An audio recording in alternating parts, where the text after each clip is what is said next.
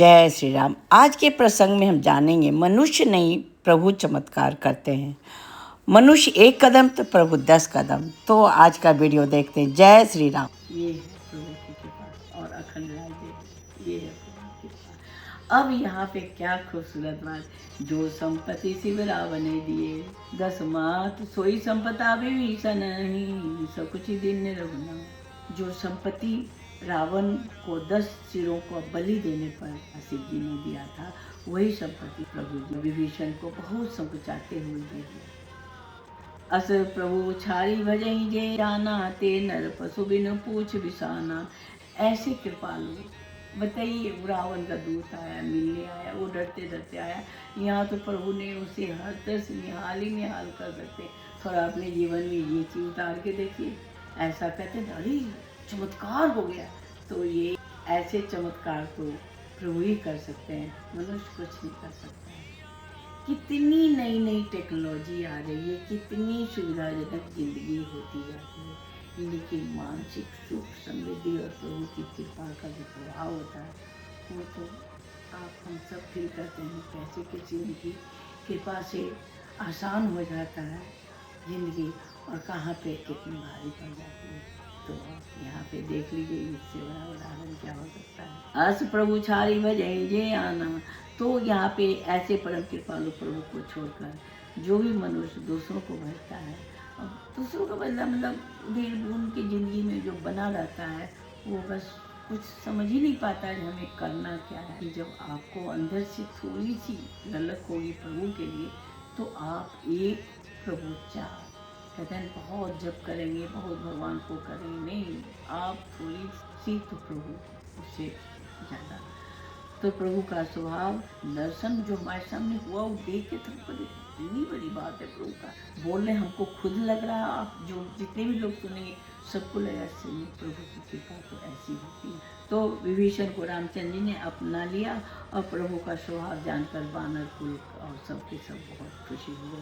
बहुत अमूल्य और बहुत ही मुख्य विषय है। अब यहाँ पे पुनि सर्वज्ञ सर्व उर्वासी, अब यहाँ पे प्रभु के लिए कहा गया है, ये प्रभु जो है सर्व रूप में सभी तरह से सभी जगह वास करते हैं, और वो जो मनुष्य का रूप धारण करके ये राक्षसों का नाश करने के लिए और नीति की जो रक्षा करने के लिए हैं, वो वचन बोलते हैं, वो प्रभु खुद बोलते हैं।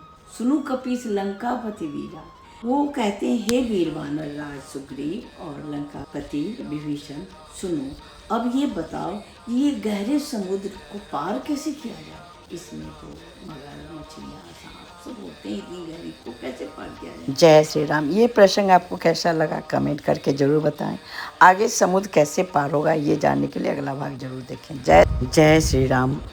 आज के प्रसंग में जहाँ लक्ष्मण जी का क्रोध, वहीं राम जी का धैर्य, हमें जीवन में क्या संदेश मिलता है वो देखते हैं। प्रभु खुद बोलते हैं समुद्र को पार कैसे किया जाए। कह के सुनो रघुनायक, अब वो कहते हैं हे प्रभु ये तो बहुत आसान है, प्रभु ये तो आपका एक बाण ही समुद्र को सुखा सकता है, ये उचित नहीं होगा।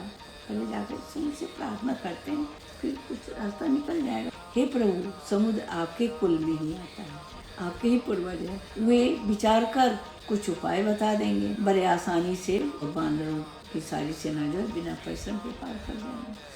अब सखा कही तुमनी की उपाय करिए देव जो होई सहाय। अब रामचंद्र जी ने कहा हे सखा तुमने अच्छा उपाय बताया, तो वो कहते अब यही किया जाए। लेकिन लक्ष्मण जी को अच्छा नहीं लगा, वो बहुत क्रोधित हो और कहते हैं नाथ देव कर कवन भरोसा, सोचिए सिंधु करिए मन रोसा, कादर मन कहू एक धारा, देव देव आलसी पुकारा। और लक्ष्मण जी कहते हैं नाते हैं सोचिए सिंधु करिए मन रोसा, तो सिंधु को क्रोध के द्वारा सुखाइए और आगे बढ़िए। ये लोग तो ऐसे ही देव देव आलसी और आलस में ये लोग भगवान को पुकारते हैं। यह सुनकर रघुवीर जी बोलते हैं ऐसे ही करेंगे, मन को धीरज रखो। ऐसा कहकर वो छोटे भाई को समझाकर रघुनाथ जी समुद्र के पास पहुंचते हैं। वहां जाकर पहले समुद्र को प्रणाम करते हैं और किनारे में कुशा बिछाकर बैठ जाते हैं।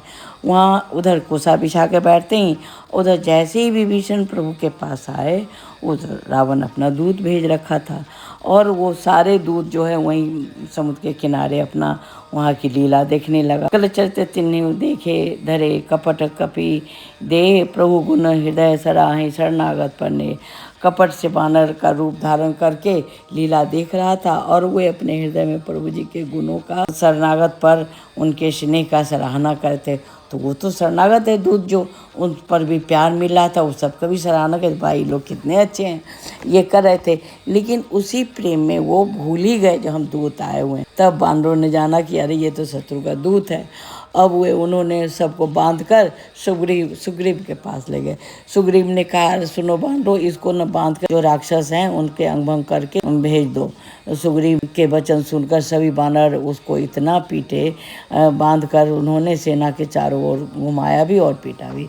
बहु प्रकार मारन कपि लागे। बानर ने उसे बहुत प्रकार से मारने लगे। वे दीन होकर पुकारने लगे जो भाई, फिर भी बानरों ने उन्हें छोड़ा नहीं। तब वो दूत जो है पुकारने लगे, जो हमारे नाक कान जो काट रहे हो, तुम लोगों को कौशलाधीश श्री रामचंद्र जी का सौगंध है। जब रामचंद्र जी का सौगंध था। जय श्री राम। क्रोध या धैर्य सही क्या है, आगे क्या हुआ जानने के लिए जुड़े रहें। जय श्री राम।